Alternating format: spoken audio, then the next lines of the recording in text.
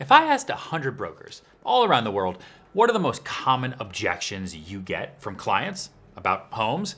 I'm pretty sure they basically all be the same, right? Price too high, neighborhood, condition, views, they can't afford it. Nothing ever really changes about objections in the real estate business, honestly, no matter where you are or where you're selling. And I don't think the objections are going to change in the future either. It's not like I think that culturally people are going to shift to really wanting to cook in the dark. And all these kitchens that have been built for all these years with windows and good light, they're not going to want anymore. And oh my God, how do we do that? No. All the objections are always the same. And so I'm going to teach you how to flip those objections on their head with Serhant's secret number 3, which I like to call the flip. Because we got to turn negatives into positives if we're going to be great salespeople.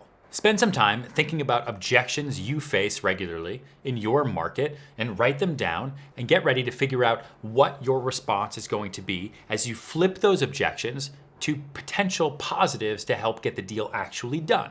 And so here are 5 that I get all the time, and here's 5 ways to flip them. So for example, the kitchen is really, really dated and the client doesn't like it. So instead of saying, got it, which kills the conversation, you say, yes, I know it's really dated, and I've already thought about how much it would cost to completely bring it up to be a modern kitchen. It's gonna be about $30,000, and if I can get the price down in the house, at least by $30,000, you'd still be able to buy the home and do the renovation of the kitchen and make it exactly the way you want it and not the way someone else has designed it for within your budget. That's pretty awesome. That's a flip on how to take a negative, which is an older kitchen, and turn it into a positive, which is a brand new kitchen that they can actually afford, that they've made their own with all the perfect cabinet space for their whole collection of antique spoons and forks or whatever these people have. Another example that we get all the time, especially in New York, is I like the space, but the bedrooms are too small. I don't want to buy it. So I could just say, okay, got it, on to the next one. Or I could say, yes, you're right. The bedrooms are a little bit smaller than we want, but the living room is bigger than anything else we've seen within your price point. And I know the bedrooms are small, but they're kids' rooms and your kids are also small. And they're only really gonna sleep in there. So would you rather have a larger apartment where you eat in, where you cook, where you hang out, where you watch the big game in? Or would you rather have a smaller space to live and more space to sleep, which you're not actually going to use? And the price is all the same because you're paying per foot.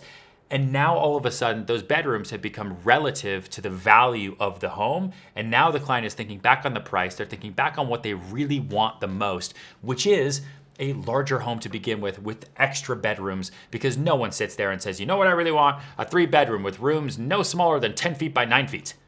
No one does that until they're actually in the space and they come up with that objection, because that's what we're born to do, right? Another example is that the home is great, but it's too far from public transportation. The flip is that, I see you're wearing a Fitbit. You'll get all of your steps in for the day before you ever even get on the train or bus or wherever you need to get to. Boom, exercise is great. Next example, client says, well, it's priced too high.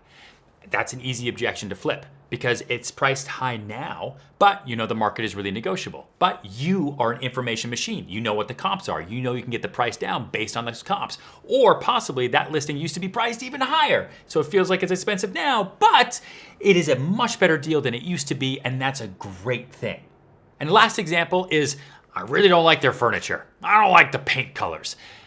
The flip on that is good, because I don't like it either, and we are not buying this fully furnished, and we're gonna paint everything. Focus on the space. Don't focus on the way they furnished it. And guess what? The way they furnished it is so bad that we're gonna get a better deal on it because it's probably harder for them to sell. The key here is you wanna go into every single appointment already knowing what the objections are going to be and having the flips to those objections already at your fingertips so you can handle them in lightning speed. And we have a worksheet attached to this video to help you do that. So you can write them all down before you go into your next appointment. So you're ready to go and you can handle all those objections and turn those negatives into beautiful positives. And to show you how easy this is, in the next video, I'm gonna do a 60-second flip. So I'm gonna try to get through as many objections as I possibly can and flip them all in 60 seconds.